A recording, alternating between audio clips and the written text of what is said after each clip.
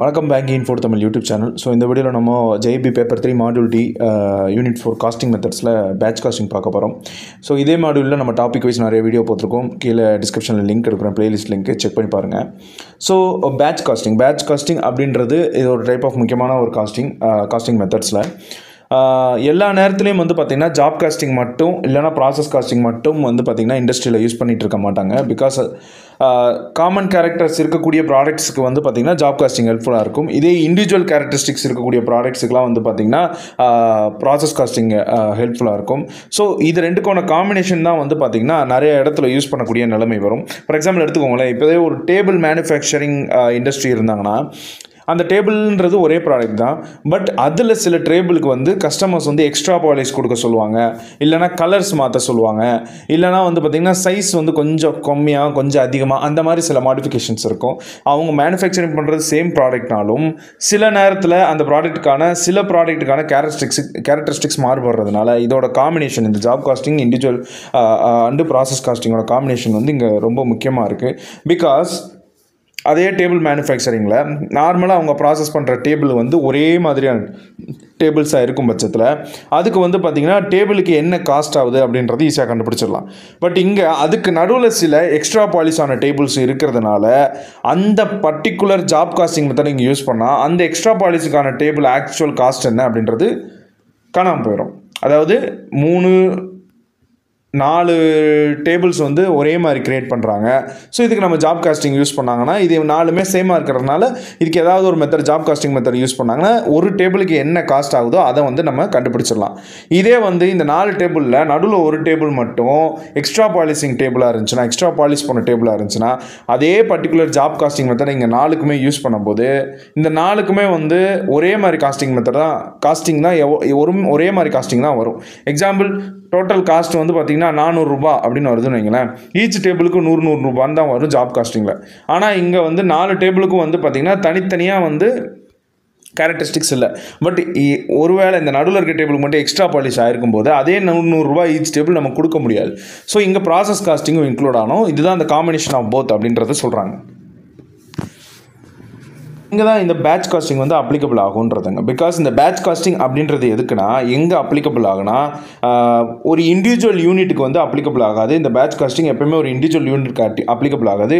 But batch of identical யூனிட்ஸ்க்கு applicable ஆகும். அதாவது ஒரே மாதிரி இருக்கக்கூடிய யூனிட்ஸை பேட்சாக கிரியேட் பண்ணி அந்த அதை வந்து பேட்சாக கன்சிடர் பண்ணி அந்த பேட்சுக்கான காஸ்ட்டை கண்டுபிடிக்கலாம். இப்போது மல்டிப்புளாக 10 யூனிட் வருது. அதில் வந்து 5 பாலிஷ்டு டேபிள் 5 நான் பாலிஷ்டு டேபிள்னா கண்டினியூஸாக அந்த 10 ரெடி ஆனாலும் அந்த 5 பாலிஷ்டு டேபிளை தனி பேட்சாக கன்சிடர் பண்ணி அதுக்கான காஸ்ட்டை வந்து ரெடி பண்ணுறது அந்த பேட்ச் காஸ்டிங் சொல்கிறேன். ஸோ இதுக்கான யூனிட் எப்படி எடுத்துக்கலாம்னா, இதுக்கான ஃபார்முலா எப்படி எடுத்துக்கலாம்னா, இதுக்கான ஒரு யூனிட்டோட காஸ்ட் என்னன்றதை கண்டுபிடிக்கிறதுக்கு பேட்ச் காஸ்ட், அந்த 5 பாலிஷ்டு டேபிள் ரெடி பண்ணுறதுக்கு என்ன பேட்ச், அந்த பேட்சுக்கு அந்த 5 டேபிளுக்கு மட்டும் என்ன காஸ்ட்டாக இருக்கோ டிவைடட் பை எத்தனை யூனிட் இருக்கோ அந்த காஸ்ட்டானதை அப்படி எடுத்துக்கோங்க. ஸோ இப்போ 5 யூனிட் வந்து தயாரிச்சிருக்காங்க.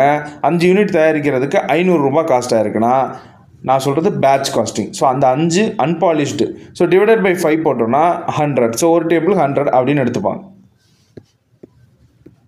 இங்கே ஒரு இல்லுஸ்ட்ரேஷனாக பார்க்க போகிறோம். சேம் ஐடென்டிக்கல் ப்ராடக்டாக இருக்கும் பட்சத்தில் அந்த பேட்ச் காஸ்டிங் யூஸ் பண்ணுவாங்கன்னு நான் சொல்லியிருந்தேன். ஸோ இங்கே ஒரு 100 ஐடென்டிக்கல் உட்டன் சேர்ஸ் தயாரிக்கணும்னு சொல்லிட்டு சொல்கிறாங்க.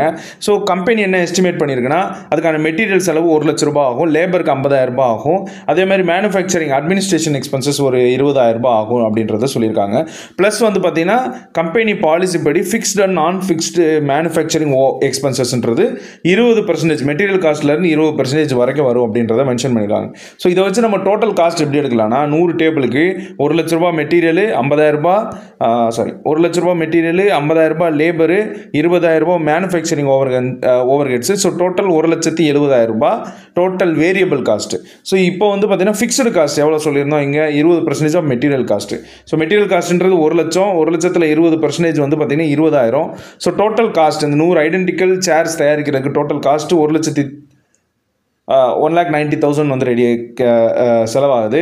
இப்போ cost of 1 table, so 100 identical unit create பண்ணியிருக்கோம். Total cost 1,90,000. So 1,90,000 divided by 100, ஒரு டேபிளோட காஸ்ட்டு 1,900. இந்த பேட்ச் காஸ்டிங் வந்து பார்த்தீங்கன்னா pharma industries, readymade, garment, toys, rubber and tyres, so இந்த மாதிரி இண்டஸ்ட்ரீஸில் வந்து ரொம்ப ஹெல்ப்ஃபுல்லாக இருக்கும். பிகாஸ் இந்த இண்டஸ்ட்ரீஸ் எல்லாமே ஐடென்டிக்கல் பேட்சஸ் கிரியேட் பண்ணுற இண்டஸ்ட்ரீஸ். ஃபார்மா வந்து பார்த்தீங்கன்னா ஒரே டைப் ஆஃப் மெடிசன், ஒரே பர்டிகுலர் டேப்லெட்டை பேட்சாக மேனுஃபேக்சரிங் பண்ணுவாங்க. ரெடிமேட் கார்மெண்ட்ஸும் அதே மாதிரி தான், ஒரே பர்டிகுலர் ஷர்ட்டு இல்லை ஒரே பர்டிகுலர் டிசைனை வந்து பார்த்தீங்கன்னா multiple number of shirts, multiple number of shirts. அதே மாதிரி தான் டாய்ஸும் ஒரே பர்டிகுலர் ஐடென்டிக்கல் டாயை மல்டிபிள் நம்பர் கிரியேட் பண்ணுவாங்க. டியூப்ஸும் டயர்ஸும் சேம் தான்.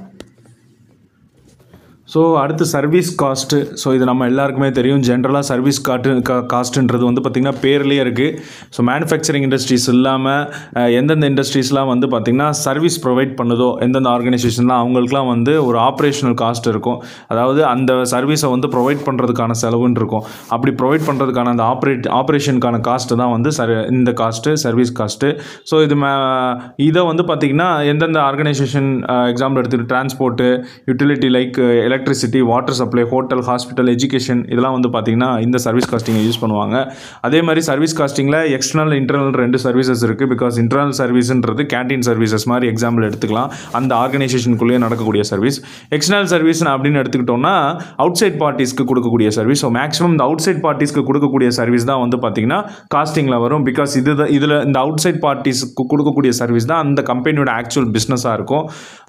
அதே மாதிரி பார்த்திங்கன்னா அதே எக்ஸாம்பிள் பார்த்துக்கிட்டிங்கன்னா ஹாஸ்பிட்டல்ஸ், டிரான்ஸ்போர்ட், வாட்டர், எலக்ட்ரிசிட்டி, இது எல்லாமே எக்ஸ்டர்னல் சர்வீசஸ்க்குள்ளே வரும்.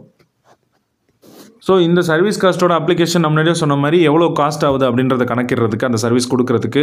அதே மாதிரி நாட் ஓன்லி ப்ரைஸிங், அதுக்கு மட்டும் இல்லாமல் ஒரு சர்வீஸ் இண்டஸ்ட்ரியிலும் சரி அவங்களோட ட்ராக்கிங், அவங்களோட காஸ்ட்டை கண்ட்ரோல் பண்ணுறதுக்கு, அதே மாதிரி அவங்களுக்குள்ள அந்த காஸ்ட்டுக்கான ஒரு பெஞ்ச் மார்க், ஒரு அப்பர் அண்ட் ஒரு லிமிட், ஒரு லெவலை வந்து செட் பண்ணுறதுக்கு. அதாவது இண்டஸ்ட்ரியில் ஒரு லெவல் ஆஃப் எக்ஸ்பென்சஸ் இருக்குது. ஸோ இண்டஸ்ட்ரி லெவலுக்கு மார்க்கெட் லெவலுக்கு ஏற்ற மாதிரி அவங்களோட காஸ்ட்டையும் மேட்ச் பண்ணுறதுக்கு, அந்த பெஞ்ச் மார்க்கை கிரியேட் பண்ணுறதுக்கும் இந்த சர்வீஸ் காஸ்டிங் ஹெல்ப்ஃபுல்லாக இருக்குது.